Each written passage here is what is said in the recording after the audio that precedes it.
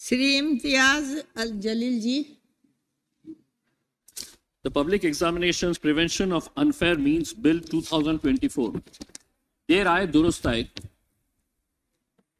Madam, अगर ये bill आज से 5 साल पहले अगर आ गया होता तो 1,40,00,000 बच्चे जो सरकारी नौकरी हासिल करने के लिए, महज 1,04,000 नौकरी हासिल करने के लिए 1,40,00,000 बच्चे जो दिन और रात मेहनत किए, पढ़ाई किए, एग्जामिनेशन के अंदर बैठे, बाद में पता चला कि पेपर लीक हो गया था, एग्जाम कैंसिल हो गया, कई बच्चे एग्जामिनेशन के अंदर बैठ नहीं पाए क्योंकि उससे पहले ही पेपर लीक हो गया था। अगर 5 साल पहले ये बिल आ जाता तो इन्हें इतना खामियाजा भुगतना नहीं पड़ा होता। सवाल यह है कि 1,40,00,000 नौकरियों, 1,40,00,000 बच्चे, नौकरियां कितनी? तो 1,04,000। अगर ये पूरे के पूरे चले भी जाते तो 1,39,00,000 बच्चे तब भी बेरोजगार रहते।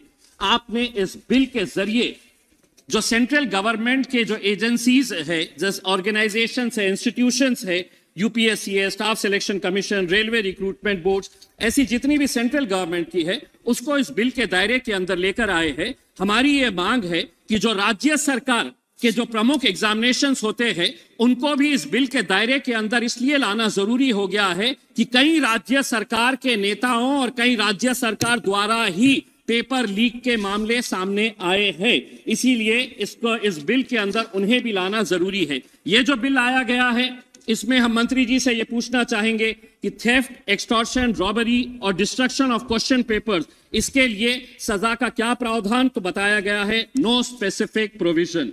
दूसरा ये है कि डिबारमेंट फ्रॉम एग्जामिनेशंस, इसके लिए क्या प्रावधान है सजा का? तो नो स्पेसिफिक प्रोविजंस।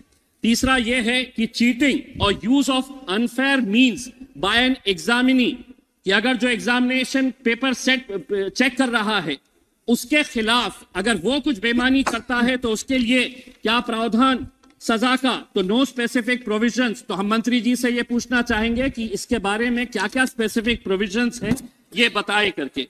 मंत्री जी ने जब अपना ये बिल पेश कर रहे थे तो स्वाभाविक है आपके विरोधी राज्य जो है उन्हीं के बारे में आप जिक्र करेंगे। आपने राजस्थान का जिक्र कर लिया, पश्चिम बंगाल का जिक्र कर लिया, लेकिन क्या बेईमानियां आपके राज्यों के अंदर जो हो रही है उसका जिक्र नहीं करेंगे आप? मैं महाराष्ट्र से आता हूं, मैं महाराष्ट्र के अंदर कितनी बेईमानियां हुई है। टीईटी का एग्जामिनेशन, क्या होता है टीईटी का एग्जामिनेशन? चेयरपर्सन मैडम, टीईटी का एग्जामिनेशन होता है कि जो टीचर बनना चाहते हैं उसके अंदर महाराष्ट्र के अंदर एक घोटाला हुआ, एक टीचर से 4-4 लाख रुपए लिया गया। पुलिस का कहना है कि 240 करोड़ रुपए का घोटाला है। शिक्षा का स्तर कितना नीचे गिर चुका है इससे आप अंदाजा लगा सकते हैं कि जो टीचर बन रहे हैं वो पैसा देकर टीचर बनना चाहते हैं। महाराष्ट्र के अंदर पिछले 2-3 सालों के अंदर कौन कौन से घोटाले हुए हैं? टीईटी एग्जाम घोटाला, म्हाडा एग्जाम घोटाला, महाज्योति एग्जाम पेपर लीक, तलाठी भर्ती घोटाला, मुंबई पुलिस भर्ती घोटाला, हेल्थ डिपार्टमेंट एग्जाम घोटाला, और पढ़ूं तो बहुत सारी लिस्ट है। ये आपको नजर नहीं आ रहा है?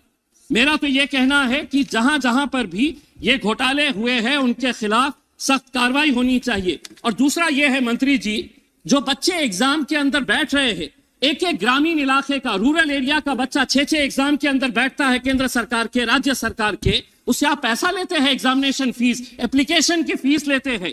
क्यों इन्हें माफ नहीं किया जा रहा है? एक तो आप नौकरियां नहीं दे रहे हैं और जो बच्चे 6 एग्जाम के अंदर बैठ रहे हैं उनसे है तो पैसा।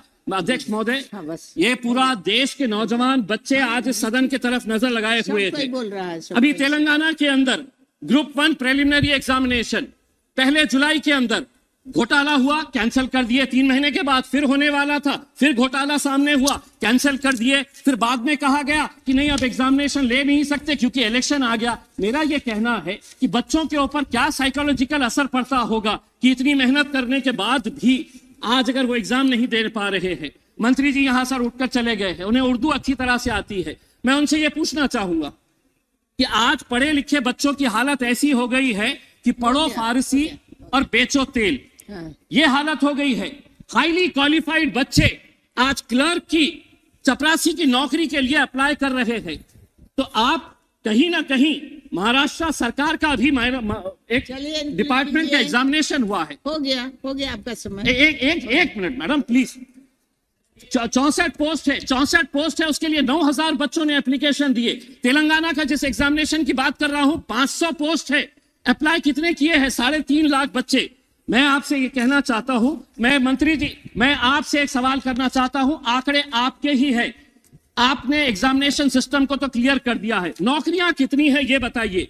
2022 के अंदर इसी लोकसभा के अंदर रिटर्न रिप्लाई के अंदर ये बताया गया था कि the rush for government jobs continued unabated over the last 8 years, but less than 1% of applications received way selected.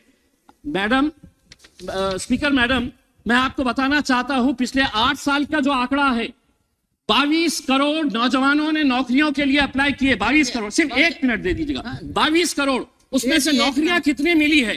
तो महज 7,22,000 बच्चों को सरकारी नौकरियां मिली है। अच्छा बोल रहे हैं। 22 करोड़ कहां पे है और 7 लाख कहां पे है? उसके बावजूद भी आप अपनी पीठ थपथपा रहे हैं। अब मैडम स्पीकर, कल हमने प्रधानमंत्री जी का भाषण सुना, 2 घंटे तक वो बोलते रहे कि कितना अच्छा रहा है करके, हमने मंदिर बना दिए, हमने ये बना दिए, आप अपनी पीठ थपथपाते रहे। मोदी जी की गारंटी है करके जब उन्होंने कहा तो आप सभी ने तालियां बजाए, पेट को बजा बजा कर अपने हाथ दुखा दिए। क्या मोदी जी की गारंटी यहाँ के इस देश के सब कुछ का? जी जी बैठा जाए, प्लीज बैठा जाए, चलिए।